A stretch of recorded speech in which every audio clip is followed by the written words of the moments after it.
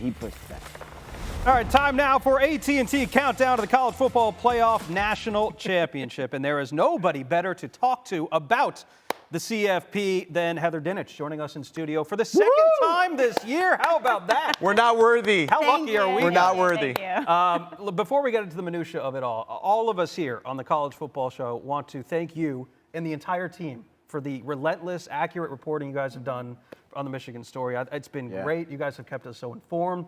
You've been working hard. You've been on Get Up, right, every single day, trying to mediate some of the conversations. What's it just been like covering this story in general? Thank you. My colleagues Adam Rittenberg, Tom Ben-Hur, and Pete Thamel, it's like totally been a group effort, and it's just been nonstop, and it's going to continue, guys, because it's playing into next week, as we all know, and we don't know if he's going to be on the sideline for Maryland or not. So it's just been a constant story, but Ryan McGee, my colleague, wrote a great column about how embrace Michigan as the villain. And they've embraced themselves as that. And so it's turned into, because no one on the field, no one has gotten really hurt by this. This isn't that kind of a college football story, right?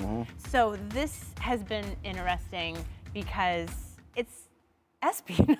That's exactly what it is. That's a great way to describe it. Yeah, that's what it is. I love that, especially with the way people like to say the script writers, the way that the script writers are writing this, the drama leading all the way until that final game of the season, Michigan, Ohio State. There is no better marketing strategy than what the college football world is doing right now. But now let's get back to some of the football that was played today. Out of all the teams that went on the field, who do you think helped themselves the most for the CFP? Well, right now, as we sit here right this second, it could be Washington, because Washington won against a ranked Utah team on a day when Florida struggled against Miami. And we all know the selection committee pays attention to how you win. That's why Washington is sitting on the bubble, because the committee wasn't impressed with their wins against Arizona State and Stanford in back-to-back wins. Well, they finally did something with their resume against a really respectable Utah team that won back-to-back Pac-12 titles.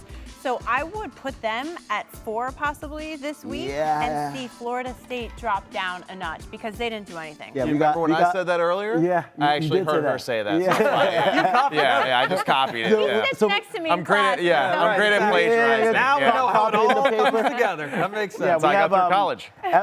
We have an FSU Noel in the YouTube chat, and he said go Noles, and I know he's not happy to hear that at all. Sorry about that. You win some, you lose some. We got a couple blind resumes that we want to take a look at with you, Heather. And there's some interesting ones here. Once we can pull them up, we'll wait for them to come up. They'll come up in a second, I promise. Okay. But we got, here we go. We got Team A, Team B. Team A, 9-0, strength of schedule, second. And these are key wins over FPI, number 4, 17-27, by over 20 points. And then Team B, almost the same, 9-0, first strength of schedule. And we got FPI wins over number 5, number 10, number 28 by over 25 points. We have guesses. Let's open it up to the room. Number 5, let me beat Washington. 9-0. Any by ideas? 25 points? Washington. No. Team B is Washington, I think. Team A is Team Washington. Okay. Team B Michigan? is Ohio State. Oh, okay. I was going to say Team A was Ohio State. Ohio State from number 1 strength of record. Right. But the idea is, and the point, obviously, we're trying to make, these are very close. Very. And right now, Washington's not in the playoff picture. Ohio State at number 1. But see, they're close now, but at the end of the day, Penn State losing to Michigan is going to devalue Ohio State's resume. Yeah. By how much? By a hair, but enough that if Georgia beats Ole Miss, their resume will trump Ohio State's. And really who's killing Ohio State's resume is Notre Dame. Doesn't help. Right. Yeah. They're the one that I feel like it was that ace up their sleeve. Penn State, we knew maybe was in that 1, 2, or 3 piece of the Big Ten East. Notre Dame has been the one I feel like that's kind of let them down recently. But still, even if it were to, if Ohio State were to beat Michigan, Michigan would have a tougher time doing what Ohio State did last year and sneaking into the top 4 without winning the East because it doesn't have a Notre Dame on its schedule. Oh, good point. Its non-conference schedule was horrible. So the point is, at least they have that. Yeah. Michigan cannot claim that they do. We have one more blind resume to look at here as well. Team A and Team B, exactly the same. Now this is a trick one. I'm just going to tell you, this is a trick one. And I'll They're just. the same. Yes, that's exactly right. Exactly right. They are the same. It is a trick one. One of them is Alabama. That's correct. One of them is definitely Alabama. One's Oregon. Okay. Team A is Alabama.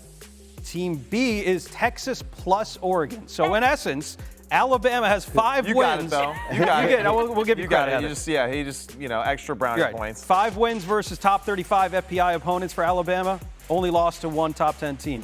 You combine Texas and Oregon. They combined have 5 wins against top 35 FPI opponents. Wow. But yet, I love it. You're proving how I feel right now about the college football playoff. we're not trying to poke holes, but we're asking questions. So what I love about the whole Alabama-Texas thing is that Alabama arguably has the best resume of all of the one-loss teams. Yeah.